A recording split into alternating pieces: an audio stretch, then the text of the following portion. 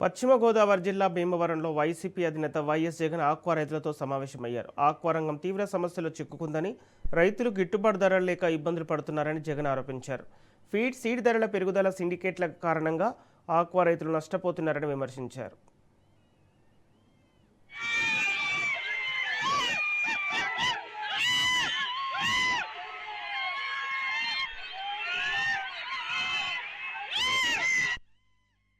చంద్రబాబు ప్రభుత్వంపై తీవ్ర విమర్శలు చేసిన జగన్ ఆక్వా రైతుల సమస్యలను ప్రభుత్వం పట్టించుకోవటం లేదని ఆరోపించారు.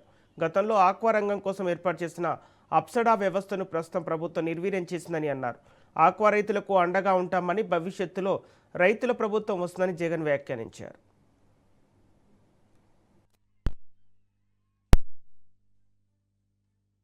నాలుగు నెలలు తిరక్క మునిపే ఏకంగా కేజీకి 14 రూపాయల నుంచి 16 రూపాయలు ఆక్వా రేట్లు, ఫీడ్ రేట్లు పెంచి తూతూ మంత్రంగా చంద్రబాబు గారు చెప్పారు అనంటూ 2 రూపాయలు తగ్గించారు. నేను అడుగుతా ఉన్నాను, కేజీకి పెంచింది 4 నెలలు తిరక్క మునిపే 14 రూపాయల నుంచి 16 రూపాయలు పెంచింది ఎక్కడ?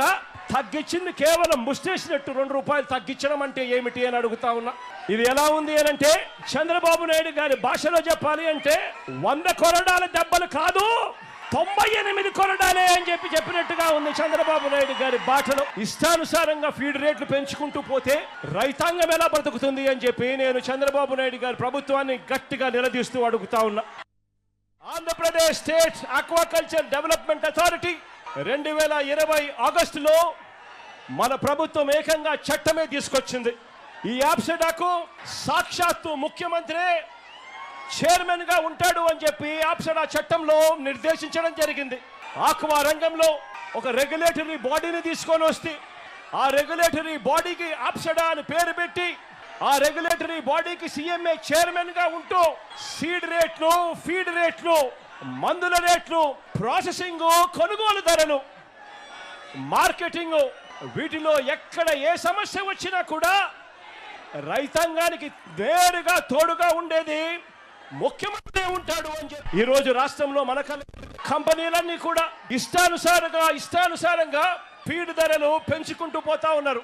ఆక్వా రైతులకు సప్లై చేసే ఫీడ్ గాని, చివరికి పంట కొనుగోలు గాని, చివరికి ప్రాసెసింగ్ గాని, ఈ ప్లాంట్లన్నీ కూడా చంద్రబాబు నాయుడు గారి సానుభూతి పరులకే ఇవన్నీ కూడా ఉండడం ఈ రాష్ట్రంలో రైతాంగం చేసుకున్న కర్మ. అంటే ఇవాళ పరిస్థితి రాష్ట్రంలో ఎలా ఉంది అని అంటే, వాళ్ళు ఎలా కావాలి అని అంటే అలా నడుపుతా ఉన్నారు. సీడ్ కొనేటప్పుడు సీడ్ రేటు ఎంతో వాళ్ళే నిర్దేశిస్తారు. చివరికి ఆక్వా రైతన్న ₹1,00,000 ఖర్చు చేసి సాగు చేస్తే రొయ్యలు, ఆ చేపలు పంట చేతికొచ్చేసరికి మొత్తం సిండికేట్ గా ఏర్పడతా ఉన్నారు. రేట్లు మాత్రం డమాల్ అని చెప్పి పడేస్తా ఉన్నారు. ఈ రాష్ట్రంలో చంద్రబాబు నాయుడు గారి సానుభూతి పరుల సిండికేట్ ఈ రోజు ఈ రాష్ట్రాన్ని నడిపిస్తా ఉంది.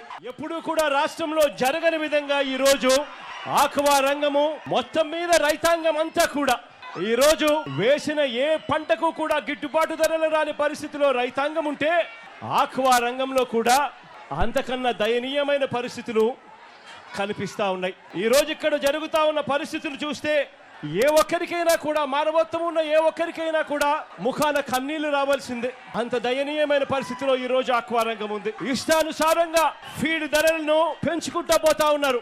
వెనక్కి తీసుకోవాలని, రైతుల అంగీకారంతోనే పెరగాలి అని, ఏకపక్షంగా ధరలు పెంచకూడదు అని, ఒక ధర పెరగాలి అని అంటే ఒక హేతుబద్ధత ఉండాలి అని, అది పెంచాలి అని అంటే అది అక్టోబర్, నవంబర్ మాసాల్లో సమృద్ధిగా ఫిష్ మీలు, సమృద్ధిగా పంటలు ఇవన్నీ కూడా అందుబాటులో ఉన్న తరుణంలో రేట్ల మీద రివ్యూ చేయాలి అని, ఇలా ఎడా పడితే అలా, ఎప్పుడు పడితే అప్పుడు రేట్లు ఇష్టం వచ్చినట్టుగా పెంచుకుంటూ పోకూడదు అని చెప్పి ఇటీవల ఆక్వా రైతాంగం అంతా కూడా తమ గోడును వెలుబుచ్చుకున్నారు.